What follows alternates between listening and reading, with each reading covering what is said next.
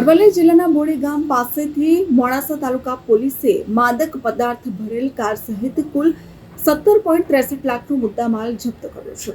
જી હા, ગત રાત્રે અરવલ્લી જિલ્લાના બોડી ગામ પાસે મોડાસા તાલુકા પોલીસે ગ્રામ્ય વિસ્તારોમાં વાહન ચેકિંગ હાથ ધરી રહી હતી। તે દરમિયાન એક શંકાસ્પદ કાર જઈ રહી હતી, જેનો પીછો આ પોલીસે કર્યો હતો। ત્યારે કાર ચાલક એ પકડાઈ જવાના ડરથી તે ફૂલ સ્પીડે હંકારી રહ્યો હતો અને તે બોડી ગામ પાસેની સીમમાં આ કાર ઉતારીને ભાગી જવામાં સફળ રહ્યો હતો, જેને લઈને મોડાસા તાલુકા પોલીસે આ કારની તપાસ કરતા તેમાંથી 13 કોથળા મળી આવ્યા હતા અને આ કોથળામાંથી માદક પદાર્થનો જથ્થો જપ્ત થયો હતો, જે કુલ 7,63,000નો હતો અને સાથે જ આ ક્રેટા કારની કિંમત પણ એમ કુલ મળીને માદક પદાર્થ સહિત કાર સહિત આ 17.63 લાખનો મુદ્દામાલ જપ્ત કર્યો છે।